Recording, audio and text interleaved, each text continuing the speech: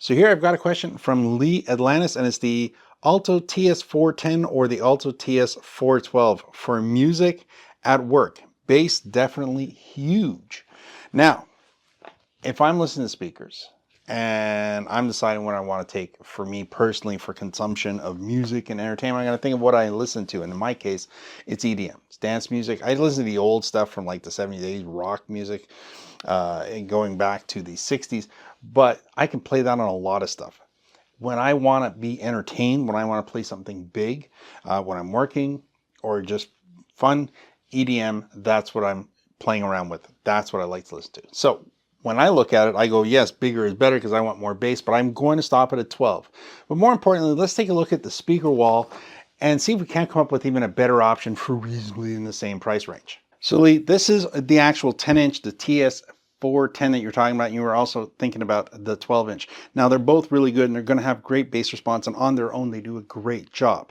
Now they're not the best way to go when you're listening to dance, hip hop, techno, or like me, EDM or anything like that. You got reggae going, anything you can think of that's got a strong bass presence, you're going to need something a little bit more. So maybe you go to the 10-inch, maybe you go to something like a 10 or an 8 even, and then you add a subwoofer. That is going to do a huge amount of magic. Even in a workshop, a garage, anything like that, that you're going to be playing, you're probably going to be at 70, 80 dBs. You're going to be able to do that with anything in this range. But you're not going to capture that big bass at that reasonable volume level, which is fun, by the way. We're talking still loud, but not like crazy loud, right?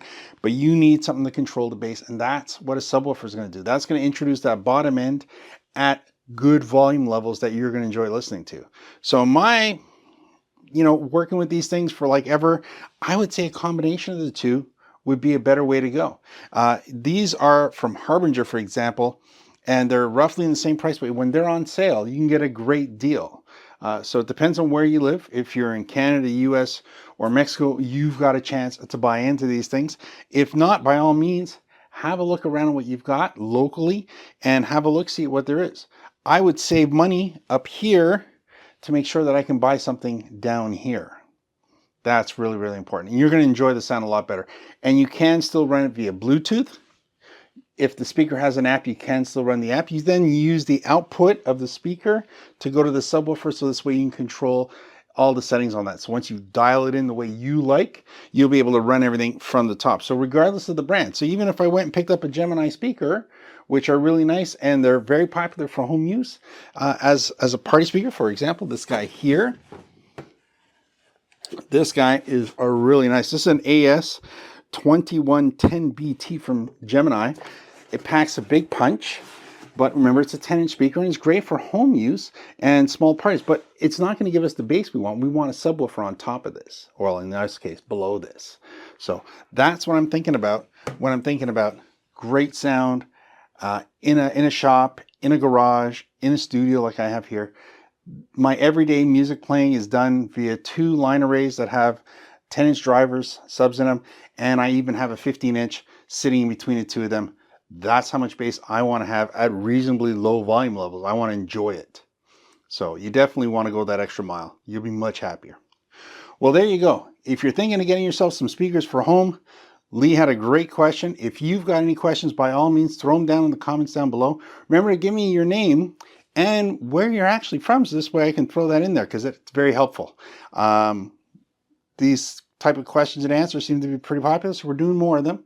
And we've got some great new products over on Amazon. And of course, this video is going to have a link for our Guitar Center. And at Guitar Center, you're going to find a lot of the things we talk about every day on this channel. So they're great. If you have even more questions, by all means, you can drop by.